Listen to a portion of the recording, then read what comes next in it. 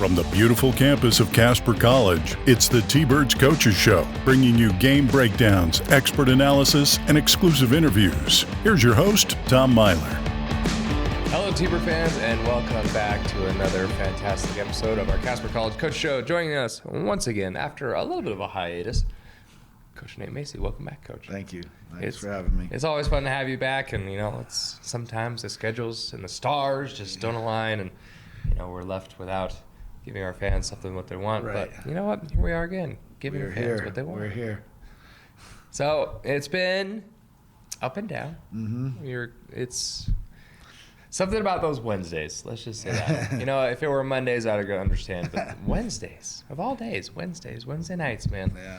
Especially on the road, I get it. It's the middle of class. It's student athlete first. I don't know if it's a mental thing, but it's just something's going on. We just haven't been playing well, so that's the bottom line with those. But we're going to try to fix that and get that cured, and hopefully we can bounce back. Yeah, you've got 5 tough games left on the schedule. That ends, I think, end of this month, right? Yeah. And so we've got this week, especially, we've got Gillette and we've got Western Wyoming. Yep. Gillette will head there on a Wednesday night, and then Western Wyoming, luckily, is here this time. Yeah. Because playing Western is always a tough hard. environment. It's tough, and it'll be tough at Gillette Wednesday too. They'll bring their crowd out, and we'll have to be ready for that. They're both teams are really good right now. I think Gillette's second place right now. So, like I said, you can't take a night off in this North this year. You got to bring your A game every single game, or you will get snake bit, is what we talk about, and we've gotten snake bit a couple times. So.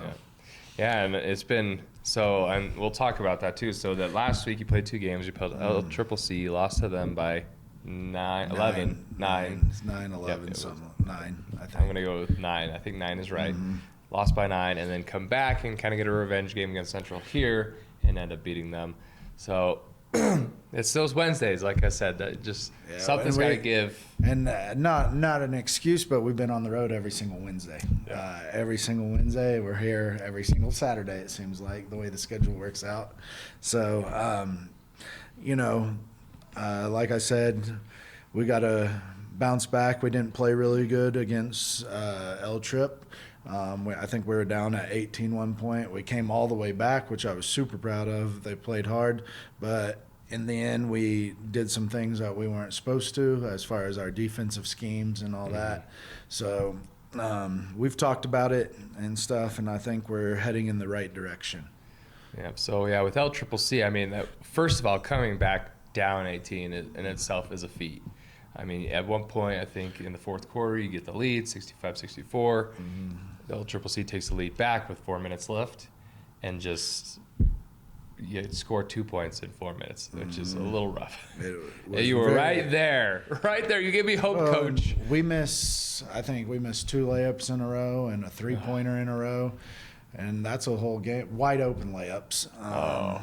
And that's a whole game changer. You go up right there, you go up 5 if you hit one of those layups and the 3-pointer, and then that totally changes the game. They go down and hit a 3, and then they go up, so that totally changes the game. But we just got to, like I told the girls, we got to figure a way to get better, and we will, and put it all together. Yeah, it's been kind of especially that game, it was a little bit of a slow start. You start down like 23 or 24-14. Yeah, well, and the weird thing is we were up 8-0 to start the game. And then we let them hit a couple threes to get back into it, and from then on it was the downhill run and stuff. And we just told our girls, if you can keep it to 10 or less at half, we'll come back and stuff. And we did. I think it was 41-31 at half, if I'm not mistaken. And we just had to keep chipping away. And we finally did. We got that lead, and that's where we missed those 2 layups when we were ahead, I think 64-65, where that could have gone up 5, And so, that's what basketball is, though. You got to go on the road and win, and you got to protect your house too. So, and we've done a good job of that so far. Yeah, undefeated at home, which is absolutely amazing. Fans definitely enjoy that one. Mm-hmm. We like it to see you win at home. Yeah. Looking again at this LCCC game, especially the stats, I mean, yes, you were down at one point, but it was very, very comparable stats. Yes, I think you lost in the turnover margin. Rebounds were pretty similar, even the shooting percentages. The one stat that I thought was interesting, I don't know if you kind of could give a little bit more insight on this one, Coach. They went to the line like 27 times, or however many times, and you had 14 attempts. Yeah, so twice as many essentially. I don't think it was the refs. It was us. We foul a little bit too much, and we've talked about that. But again, you just got to control what you can control, and we turned it over, like you said. I think it was 19 times. That's way, way too many. And then I think they out-rebounded us on the offensive end. Mm. So getting second chance points is a big key. And you can't allow that in these conference games because it's, in the end, we got beat by 9, but it was really like by 1 when you start fouling. Yeah, to kind of stop the clock. Yeah. So, and that's kind of what I wondered. It's like, well, I mean, yeah, they had double the times, but there with that last 4 minutes with trying to get some sort of. Yeah, it was like three or four, the entire game and stuff. So, except for that 18-point margin and stuff where we came back, but other than that, like we can't get ourselves into that position and stuff. So, and you definitely can't do that on the road. It's very hard to do that, and so. Well, some positives and some negatives. Mm-hmm. You take the loss, you move on, you readjust a little bit against Central, and you pick up the win.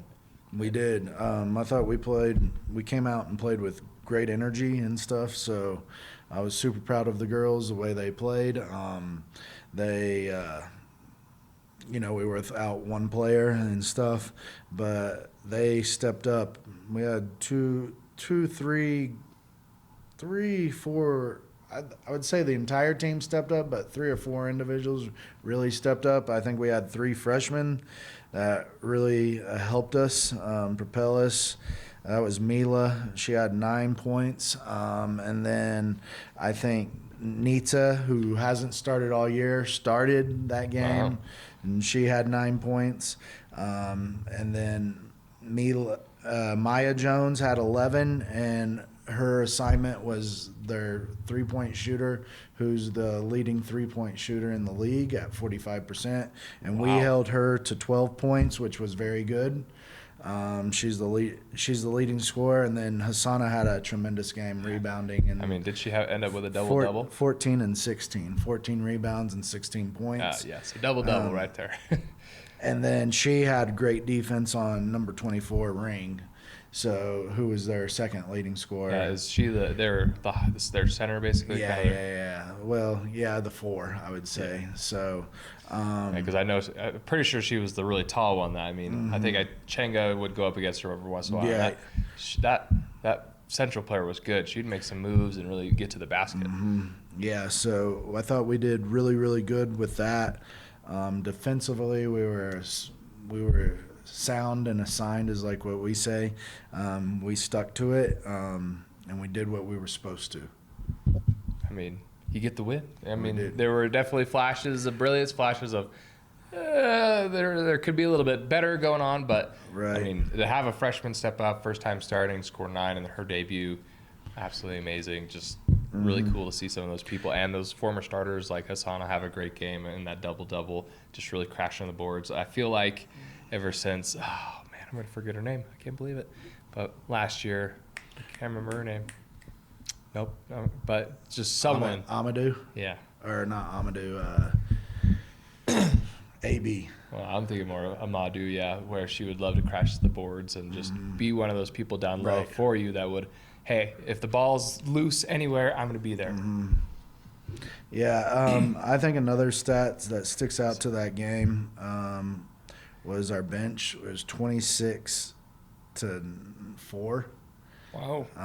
And then the paint, where it was inside game, was 26-14. And so I think that was really good. And then, like I said, our defense was really good the first, second, and fourth quarters.